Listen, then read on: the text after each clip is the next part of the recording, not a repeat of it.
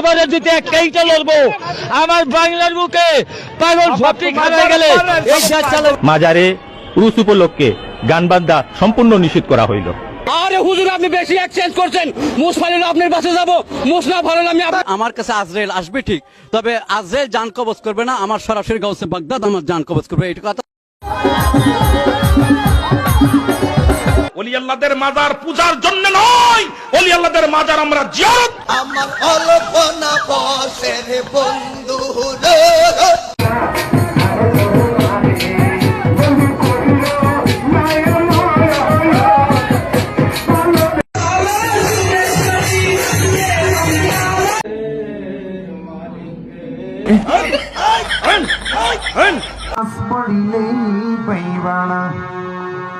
কোরআন কিতাব পড়লেই পাইবা না।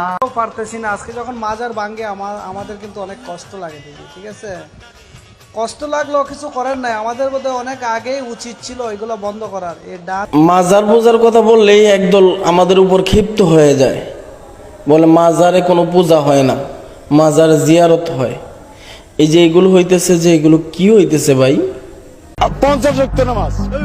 50 ওয়াক্ত নামাজ কিভাবে? আপনার হিসেবে ভুল হইতে পারে, আপনি রাসূলেরটা মানেন, আমি আল্লাহরটা মানি। আল্লাহর হিসেবে 50 ওয়াক্ত, রাসূল হিসেবে 5 ওয়াক্ত।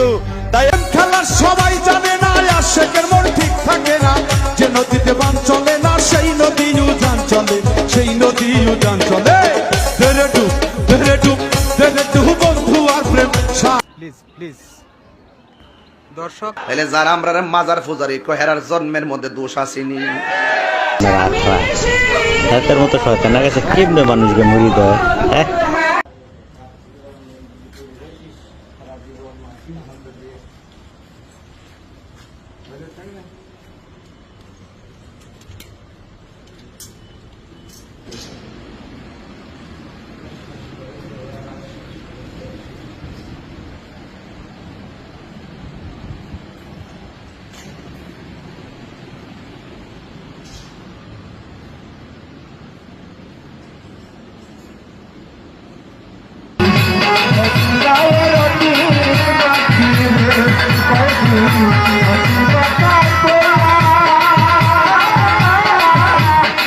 জনাব আবুল সরকার সাহেবের বক্তগণ ওনাকে বক্তি দিচ্ছেন, এটাই কি আসলে কোরআনে সূরা বাকারাতে যে বলে রেখেছেন আদম সেজদা, এটাই কি আদম সেজদা না অন্য কিছু? আপনার অভিমত কি? ইসলামের নাম দিয়ে এই সমস্ত কাজগুলো এই বাউলরা করে থাকে, যেটা ইসলামের সম্পূর্ণভাবে হারাম, শিরিকের মতো একটা মারাত্মক গুনাহ। এদেরকে কি করা উচিত কমেন্ট বক্সে লিখেন।